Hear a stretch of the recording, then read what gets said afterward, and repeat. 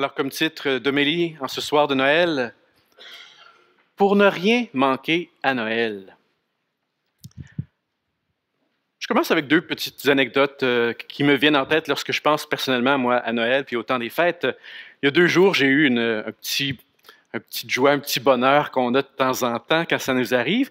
J'ouvrais la télévision et je suis tombé sur les 12 travaux d'Astérix.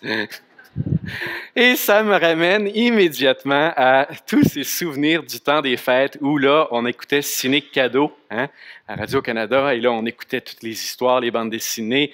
Quelle joie du temps des fêtes de se payer ce petit luxe, voir Obélix et Astérix dans la tour avec les fonctionnaires là, qui rend fou. Là. Ça, c'est un bonheur extraordinaire. Dans le temps des fêtes, justement, on ne veut rien manquer, on dirait. Hein? C'est peut-être comme ça à longueur d'année. Alors là, on suit de près c'est quoi les émissions, c'est quoi les fêtes, c'est quoi les spectacles. Et là, on ne veut pas rien manquer à ce qui se passe. Il y a plein de belles choses qui nous sont offertes. Alors ça, c'est la première petite histoire.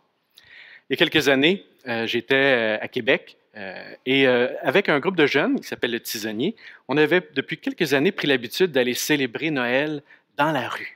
Alors, en ce soir du 24 décembre, on se retrouvait dans le vieux Québec ou bien dans le quartier Saint-Roch.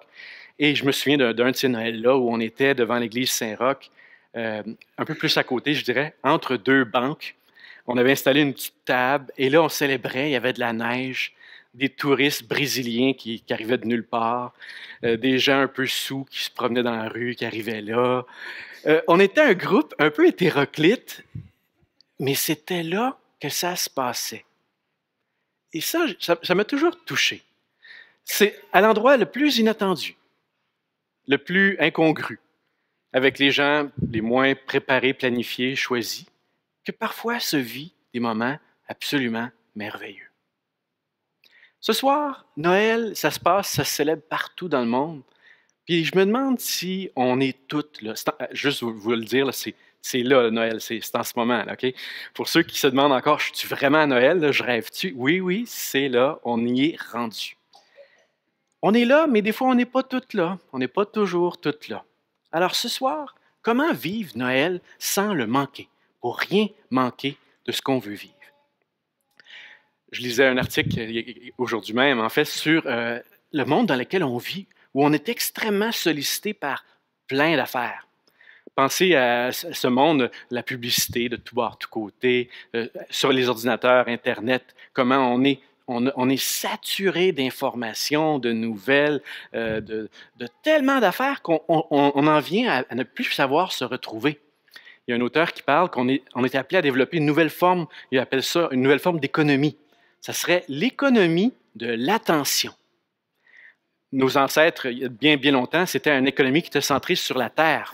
Hein, qui avait les terres, c'était là qu'il y avait la richesse. Avec la révolution industrielle, c'était le travail humain qui pouvait devenir capitalisé dans les usines, etc. Récemment, on parlait d'une économie de l'information. Hein, on reçoit tellement d'informations. Mais là, ces temps-ci, je ne sais pas si ça vous frappe, mais on reçoit de l'information de partout, tout le temps. Il arrive un événement, on est tous au courant. Il s'est passé une affaire aux États-Unis. Le pape François vient de dire telle affaire. Au Pakistan, il vient d'arriver ça. En Afrique, il y a telle affaire. Toutes les nouvelles sont instantanées. Ils nous arrivent de partout.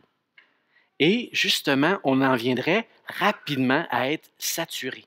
Le vrai défi aujourd'hui, ce n'est pas d'être informé, c'est de garder simplement l'attention. Parce qu'assez rapidement, notre niveau d'attention diminue et finalement, on est assez distrait assez rapidement, puis peut-être que vous êtes déjà en train d'être distrait en m'écoutant, tu sais, là. Vous êtes peut-être déjà en train de vous dire, bon, il est encore parti sur un de ses discours, là, je ne sais pas où est-ce qu'il est rendu. Gardez de l'attention, OK? On a le défi, c'est ici, là, on est ici, là, hein? Gardez l'attention, vivre ce qu'on a à vivre en ce moment, OK?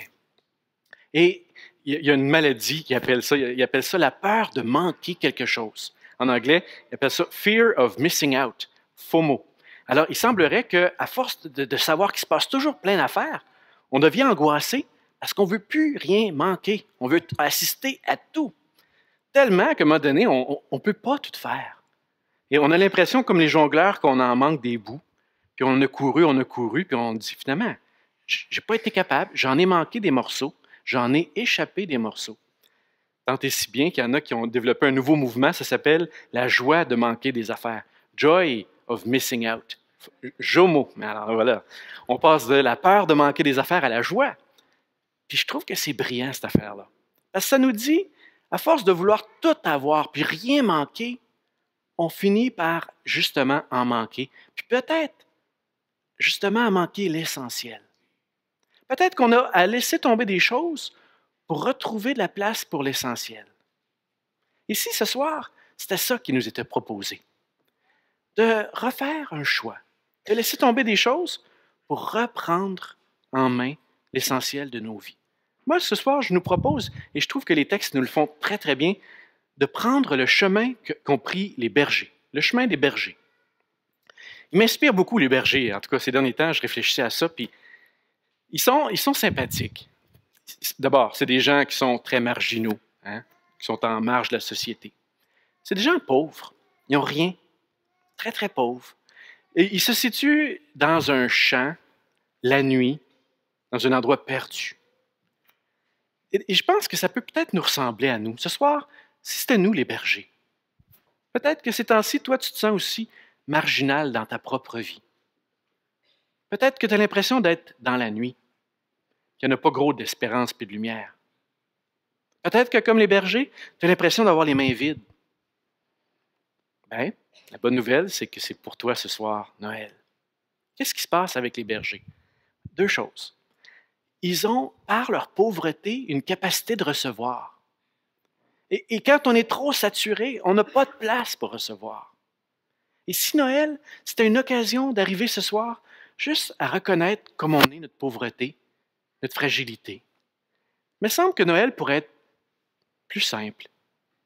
Hein? Ça pourrait être juste laisser aller puis accueillir. Il me semble que Noël retrouverait un goût, une saveur. Les bergers, en tout cas, c'est ce qu'ils ont vécu. Et les bergers, leur pauvreté, ils l'ont aussi vécu dans une espèce de silence. C'est peut-être de ça qu'on a besoin, nous autres aussi. On est vraiment dans le bruit, dans le vacarme. Je vais vous lire un mot qu'a dit le pape, le bienheureux Paul VI. Ça fait enfin, il a dit 164. Ça fait 50 ans. Alors, je n'étais même pas né, moi. Voyez-vous. Mais c'est intéressant ce qu'il dit. Il parlait du mystère de l'incarnation. Et une des leçons de ça, c'est quoi? Il dit c'est une leçon de silence. Que renaisse en nous l'estime du silence. Cette admirable et indispensable condition de l'esprit. En nous qui sommes assaillis par tant de clameurs, de fracas et de cris dans notre vie moderne, bruyante et hyper sensibilisée. En tout cas, pour quelqu'un qui parle en 64, je trouve qu'il y a une parole qui est très actuelle encore. Au silence de Bethléem, enseigne-nous le recueillement, l'intériorité, la disposition à écouter les bonnes inspirations et les paroles des vrais maîtres. Au silence de Bethléem, enseigne-nous le besoin et la valeur de préparation, de l'étude, de la méditation, de la vie personnelle et intérieure, de la prière que Dieu seul voit dans le secret. Moi, j'ai l'impression qu'à Bethléem, ce soir-là, il y a bien des gens qui ont manqué qu'est-ce qui se passait. À vrai dire, presque tout le monde. Alors, ceux qui avaient peur de manquer les événements, là, ils étaient dans le champ ce soir-là. Mais ceux qui ont vraiment vécu l'événement, ben, ils étaient dans le champ aussi. Mais dans le vrai champ, celui-là.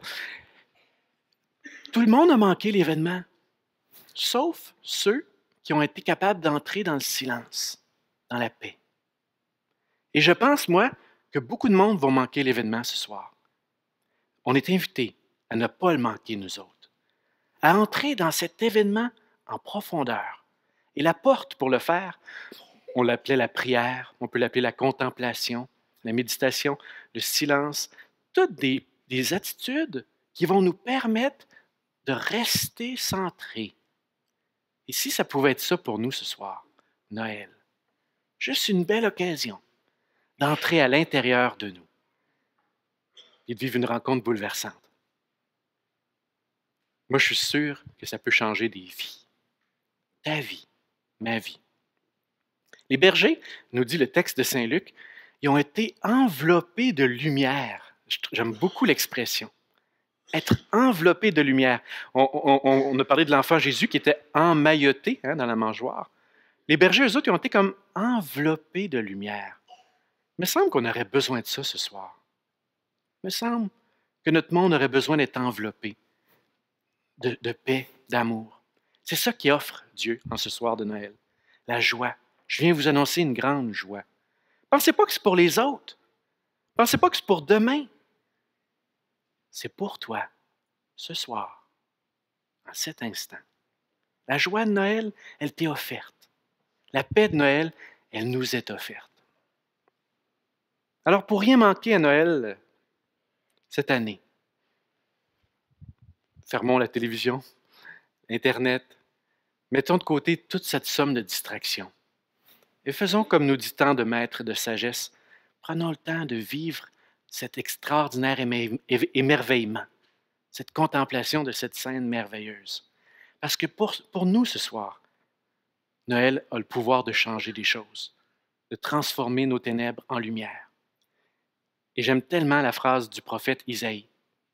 Le peuple qui vivait dans les ténèbres a vu se lever une grande lumière. Ceux qui marchaient au pays de l'ombre, pour eux, une lumière a resplendi.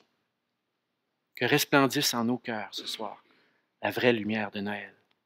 Amen.